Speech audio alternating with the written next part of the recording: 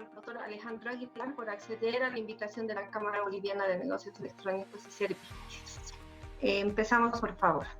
La primera pregunta es, desde su punto de vista, ¿cuál fue el impacto que tuvo el inicio de la cuarentena en el sector empresarial? Lógicamente ha sido un impacto negativo, ¿no?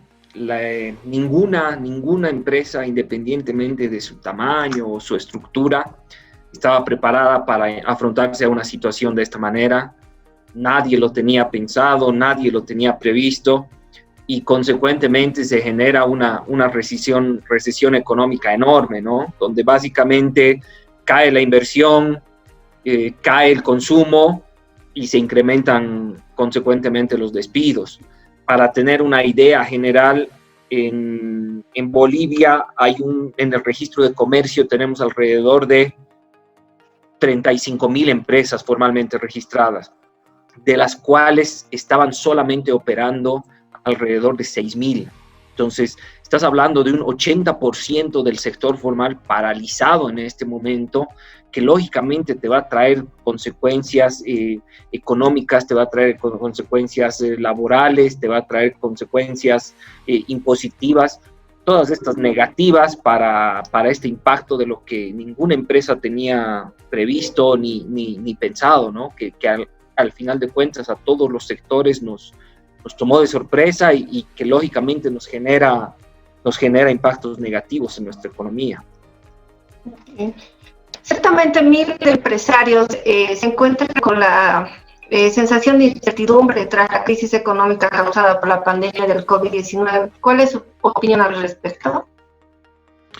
Bueno, la incertidumbre la seguimos manteniendo todos los sectores, ¿no? Es decir, desde que inició esta cuarentena en marzo de este año, que inicialmente se la realizó hasta el 15 de abril, luego se la volvió a prolongar hasta el 30, nuevamente se la prolongó hasta el 10 de mayo de este mes, y en algunos casos, y bueno, actualmente en la mayoría de los municipios hasta el 31 de este mes. Entonces, la incertidumbre de saber cuándo podemos volver a trabajar, la incertidumbre de saber las condiciones que el gobierno se ha comprometido a dar, cuándo las va a poner en marcha, creo que está en el día a día de todos los empresarios y de todas las empresas, porque si no volvemos a trabajar, si ese 80% que está paralizado en la industria no vuelve a trabajar, las consecuencias van a ser aún peores.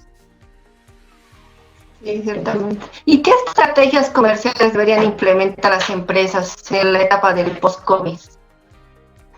Bueno, yo creo que siempre tratando de verle el lado positivo a este tipo de cosas, las empresas tienen que empezar a trabajar en temas de innovación. Nosotros sabemos que una empresa que se quede estática en estos tiempos donde la información, el acceso y las plataformas que nos ofrecen están ahí a la mano de todos nosotros, tenemos que adecuarnos a una nueva situación, tenemos que en algunos casos reinventarnos, tenemos que empezar a generar y utilizar plataformas que tal vez no estaban en nuestro día a día, pero que ahora sí tienen que ser parte de la empresa para poder generar nuevas formas de ingreso y acercamiento entre el cliente y los consumidores. Okay. ¿Y qué planes de contingencia deberían tener las empresas para precautelar la seguridad de sus empleados, siendo que de a poco ya vamos a volver a la normalidad, ¿no es cierto? Mira, nosotros como empresa, lógicamente, hemos adaptado todas las medidas de bioseguridad que han sido impuestas por el gobierno, que ha sido la dotación de todos estos elementos de bioseguridad a todo nuestro personal, al personal que trabaja en las plantas, al personal que trabaja en los centros de distribución, al personal administrativo, el tema de los barbijos, el tema del alcohol en gel, el tema de una persona que esté controlando la temperatura tanto al ingresar como al salir de la empresa, etcétera. Y hemos puesto en marcha eso de manera muy rápida, como te digo, hemos tenido que adaptarnos a esta situación de nuevo, hemos tenido que asumir estas responsabilidades que como empresa nos toca, y la verdad nos ha ido muy bien. El Ministerio de Trabajo ha estado realizando inspecciones de nuestras industrias a nivel nacional, se han validado todos los protocolos de bioseguridad y se nos ha felicitado en muchos casos por las medidas que estamos aplicando como sector industrial. Y adicionalmente a eso, fuera de dotar este tipo de cosas a la gente, nosotros hemos pensado primero en nuestra gente, porque la verdad, primero siempre está nuestra gente, hemos empezado a tener solamente presencia de personal, y en algunos casos de emergencia o muy necesario. Toda la demás gente y adicional a esta gente del grupo de riesgo de los mayores de 65, mujeres embarazadas, etcétera, se han mantenido en sus casas porque creemos que fuera de dotar estos elementos de bioseguridad, tenemos que precautelar por su salud, ¿no? Entonces, eso es lo que hemos realizado con nuestra empresa a nivel nacional. Yéndonos un poquito al lado de la tecnología, ¿qué papel desempeña la tecnología en esta crisis económica por lo que atraviesan las empresas? Bueno, a partir de ahora un papel mucho más importante del que ya jugaban.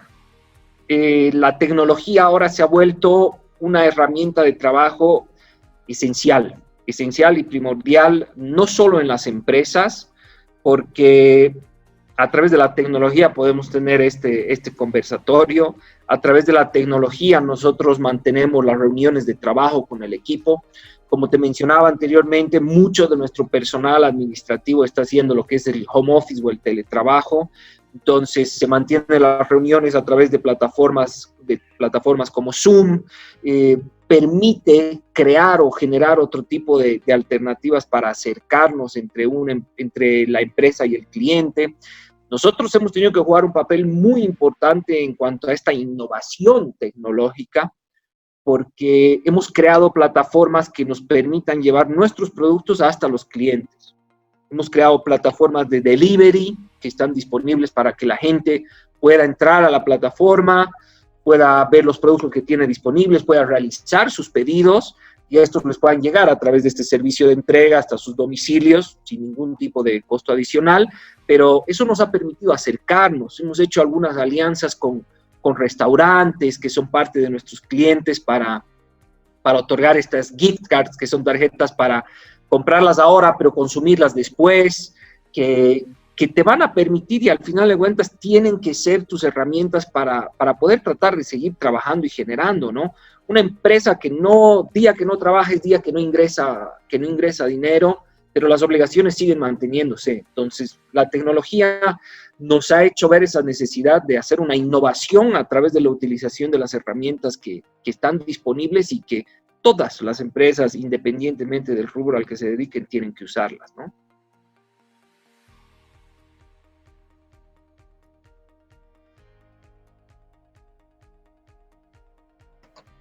Perdón, repito la pregunta. ¿Cuán importante será el papel del comercio electrónico en general de aquí en adelante? Mira, yo creo que es fundamental por algunos temas que te comentaba ya previamente del tema de la tecnología.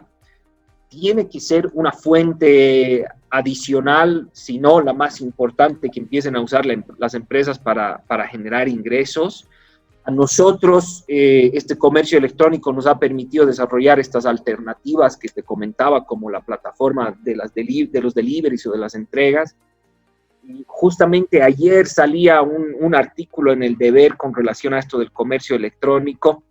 Y te decía que el Banco Central de Bolivia, en los reportes que realiza, la realización de transacciones electrónicas entre el primer trimestre del 2019 y el primer trimestre del 2020 se ha incrementado en un 50%.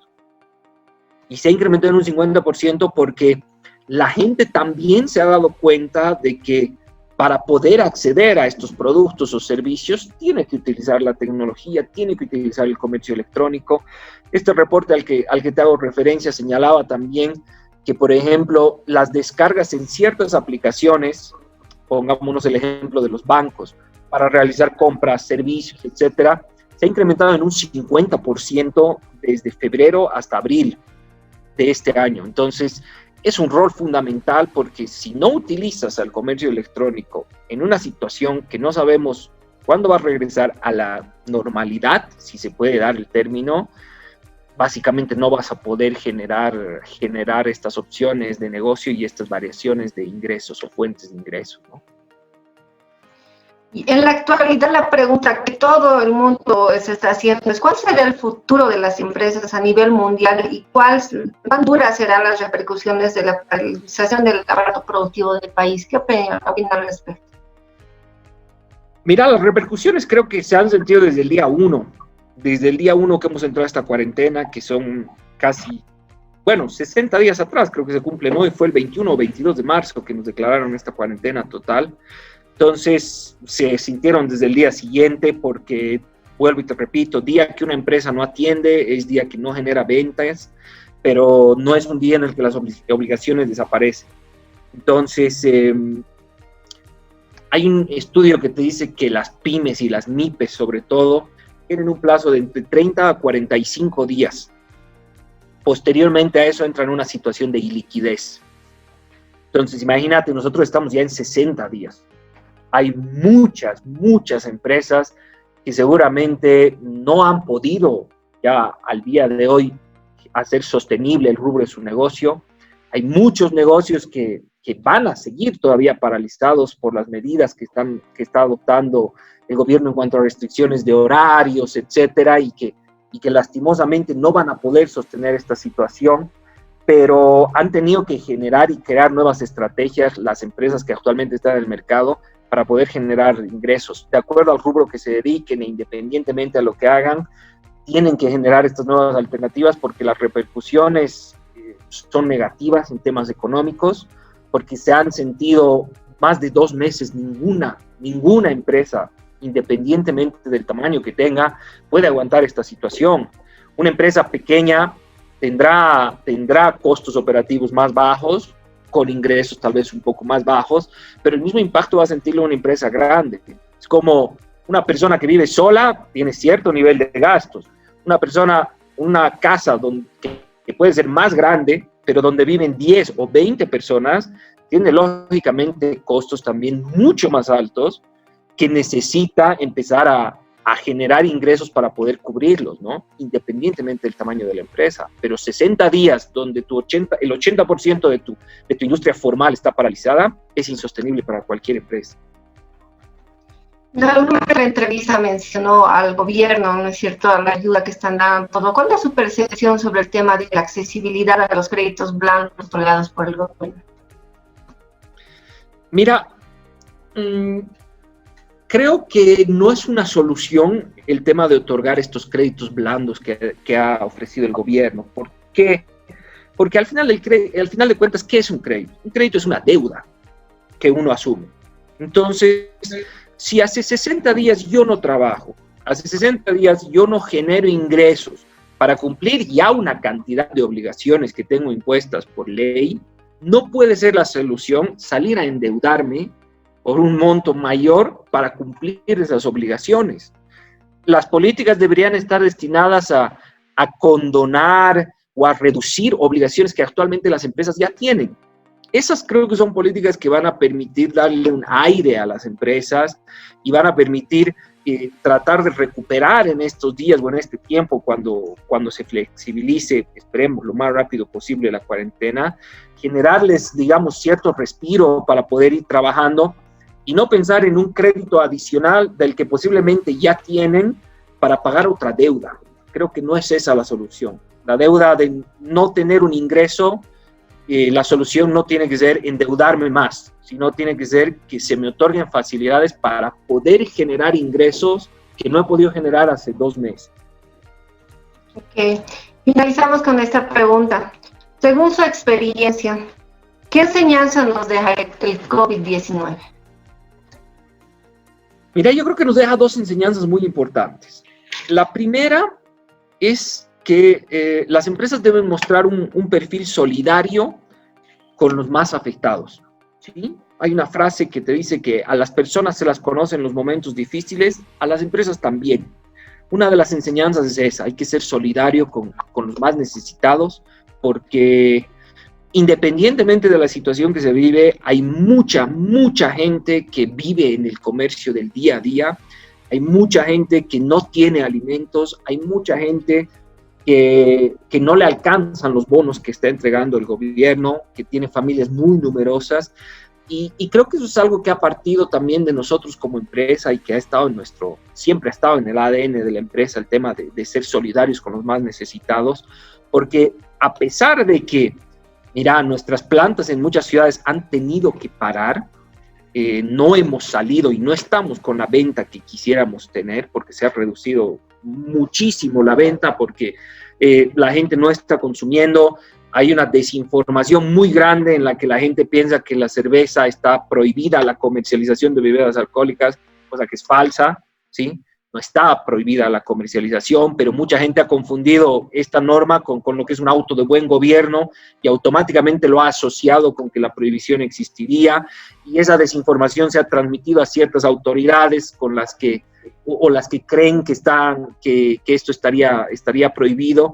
Entonces, independientemente de todas esas dificultades con las que nos hemos ido enfrentando, sobre todo nuestro sector en ese sentido, hemos visto que es necesario ser solidarios con los demás. Hemos estado donando 190,000 ítems en insumos de bioseguridad al gobierno, hemos donado gaseosas y maltín, que es parte de nuestros productos, a 145 instituciones, hemos llegado a las casas de acogidas, hemos donado producto también al personal de primera línea, que son los militares, la policía, las guardias municipales, el personal de salud, etcétera. Entonces, creo que esa es una de las primeras enseñanzas, que independientemente de la situación que uno pueda tener, hay gente muy necesitada con la que se tiene que ser solidario y a la que nosotros debemos apoyar, y que siempre lo hemos hecho. El otro tema es la enseñanza de la innovación en el sentido de que una empresa no puede ser estática en ningún momento, ¿sí? Y que en momentos donde la globalización está tan presente, donde la digitalización está presente, las empresas tienen que adecuarse lo más rápido posible a estas nuevas necesidades, porque si no, no van a poder sobrevivir. Esta es una oportunidad de empezar a utilizar mucho más la tecnología de lo que se le utilizaba, de empezar a usar mucho más el comercio electrónico, de empezar a usar mucho más las plataformas digitales para acercarse a los clientes, porque al final de cuentas es responsabilidad de la empresa tratar de llegar hasta ese consumidor que ahorita por la situación no puede acceder de una manera regular o normal. Ok, muchísimas gracias. Nuevamente dar las gracias al doctor Alejandro Aguilar, gerente de Asuntos Institucionales de la Cervecería Boliviana Nacional, una empresa con ya 136 años de actividad empresarial en Bolivia, por acceder a la invitación de la Cámara Boliviana de Negocios Electrónicos y Servicios. Es usted muy amable. No, a ustedes más bien muchas gracias por la invitación y presto a cualquier tema adicional a futuro. Muchas gracias. Buenas tardes.